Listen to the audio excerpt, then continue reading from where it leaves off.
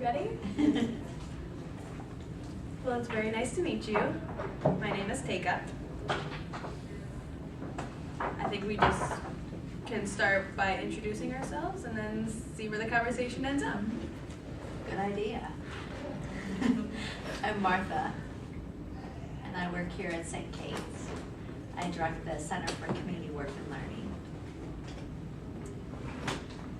that connects students to the community through service learning and off-campus student employment.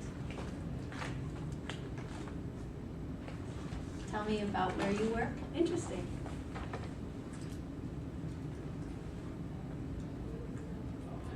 So we can talk more about our work and then it can go back and forth. I want to thank you for your patience with this process. I know that they're student interpreters, and I tend to be a fast speaker. So I'm going to try my best to slow down.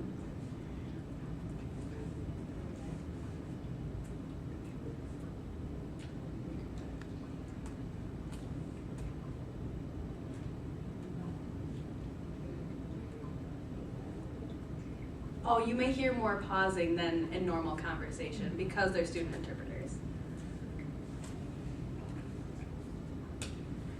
We want to give them a good experience here. Yes. We have to challenge them too. Definitely. So the best way that they can learn interpreting in class. But learning about it is a completely different thing than actually interpreting. So my name is Teika, and I work with Deaf and Hard of Hearing Services in Division 5. And that's the Minnesota Department of Human Services. I'm the program planner over there. And I've been there for about 6 months now.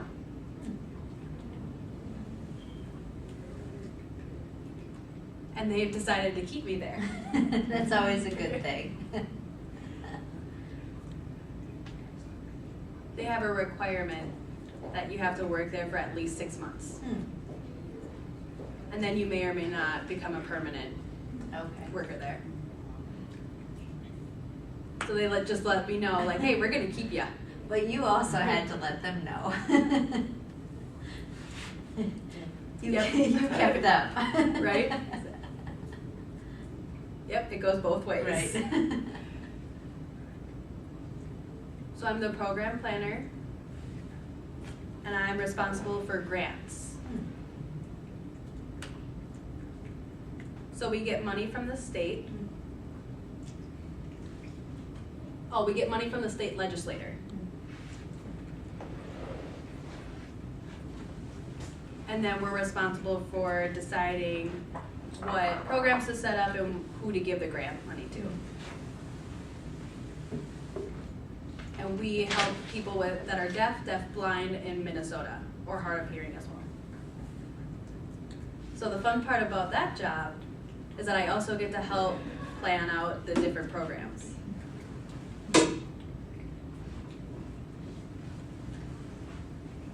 So I don't just give out the grant money, I also get to help plan the programs and decide what they're gonna look like in the future. And I'm responsible for overseeing what the program is going to look like. And it's really fun to see what the impact of that program will be on the community. Now I'm curious about your work and what you do. What kind of work do you do? Sure. And you work with the community, and I'm curious about what kind of impact it has. Yeah. So we connect, mostly we're working in two different ways here at St. Kate's. Is first connecting students and faculty members through service learning courses. So courses that have a component of connecting to the community. And that might be a one-time thing where a group of students from a particular class goes out to a community site for 2 or 3 hours. Or it could be an experience where students over the course of the semester do 1 to 2 hours a week at a site that connects with their learning outcomes. So a psychology class that's thinking about lifespan development might be at working with young people in different schools, acting as tutors, thinking about those lifespan developmental stages and connecting it to their coursework through a tutoring experience.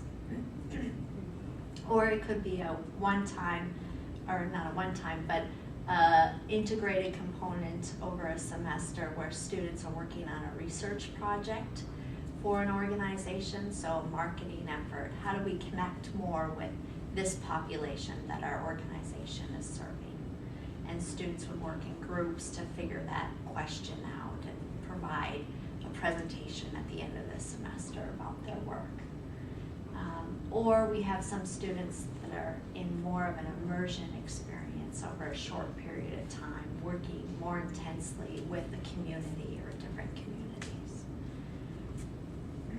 So really connecting both faculty members through their coursework and students to that experiences out in the community. So working with a lot of community organizations that want to help to facilitate students' learning, but also that have real needs, real projects that can really utilize the students' expertise. And then the other part of our work is more off-campus student employment, so employing students to actually work. So we have a large America Reads tutoring program where we send students out to various schools and after-school programs doing tutoring with young people, or a community leadership program where we have students at a few nonprofits that are with taking on a leadership role at those organizations, volunteer management or language accessibility or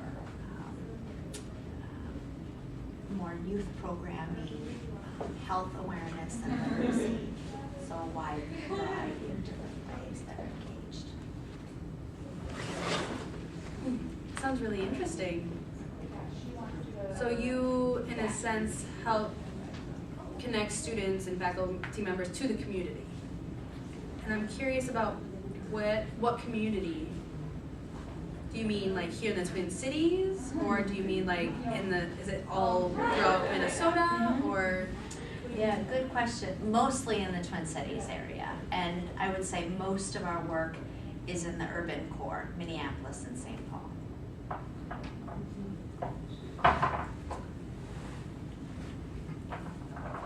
So do students get credit for that, or yeah, how does that work? It's mostly all part of their coursework, so they're getting credit. It's built into the curriculum. And then for our off-campus student employment, they're getting paid. They're actually getting a St. Kate's paycheck to do that work. Yeah. Wow, that's really nice. I'm sure they really enjoy that. Yeah, they like getting paid. I know that it's not a cheap college.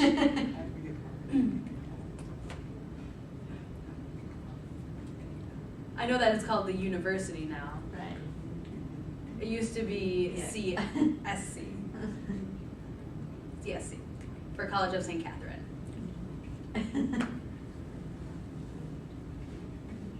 Now it's SCU for St. Catherine University, and it's hard for me to remember that.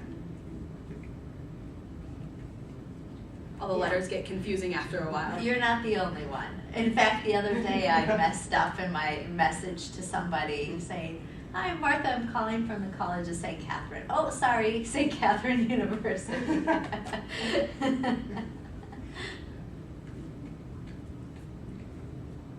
And it just recently changed from a college to a university, and now they have to change the order of the words. Right.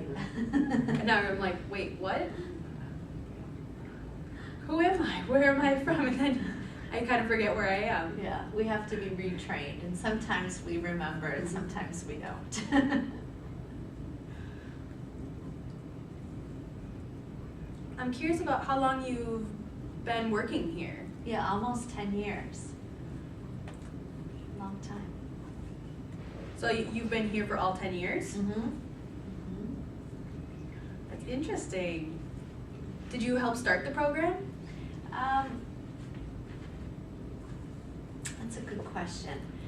No, the program was started when I came, but it was very early in its infancy. It's grown a lot since I've come. But it was already there, but it was very small, and it's blossomed since I've been here, which is fun to see.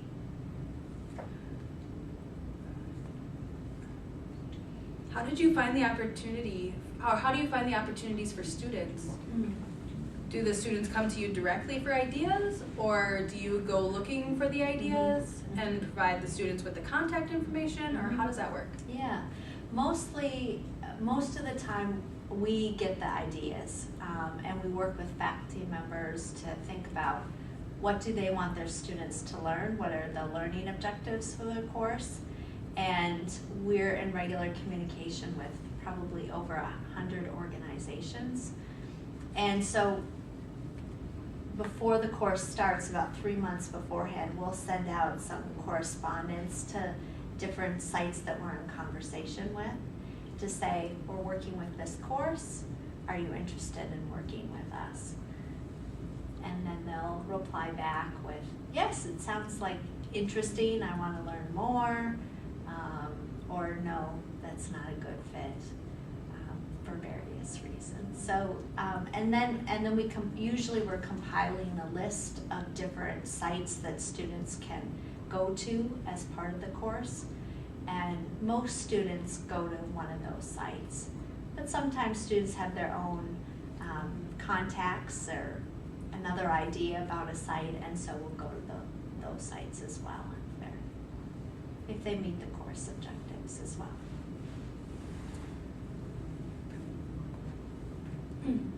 Did you say you know that over 100 organizations that you work with?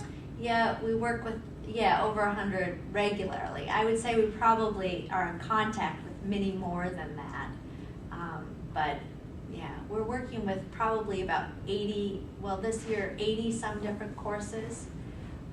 So that's a lot of students out in the community, nearly 1,000 students out in the community. So we need a lot of different places for them to go. Wow, that's awesome. As you know, probably organizations can only hold so many students, have their capacity is limited, and we want to be sensitive and respectful of that. So what does the paperwork look like then? Well, we try to keep it to a minimum. You know, paperwork can bury us often, so we try to work with a lot of the same organizations for multiple courses, and try to deepen and develop a lot of those relationships rather than have too many people out in too many different places. But it's still a little juggling act.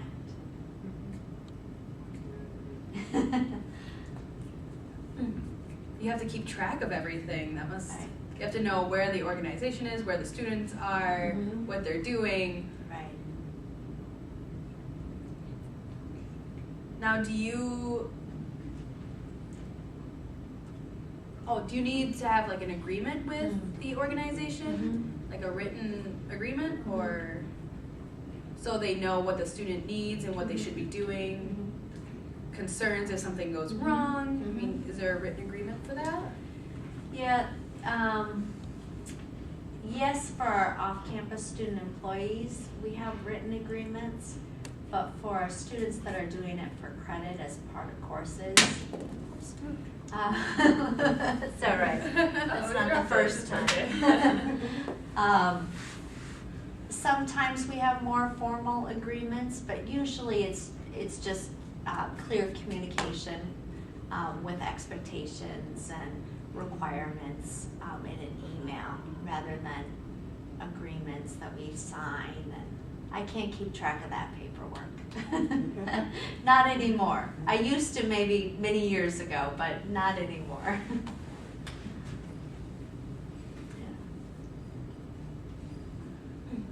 That's good to know, because I know in my work for the different programs, we have to have a formal agreement.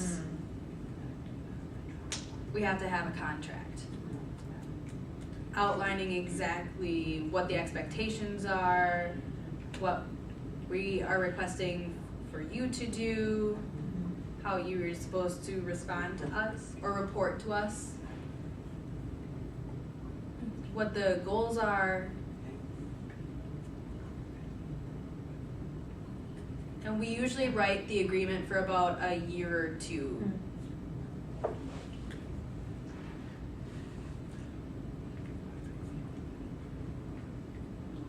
Yep, we write the agreements for 1 to 2 years at a time.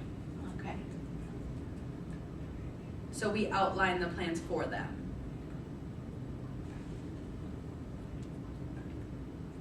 Oh, and we outline all the different tasks that they need to do, or the things that we would provide for them, what kind of services we will provide, how many people we're expecting you to serve. But at the same time, we also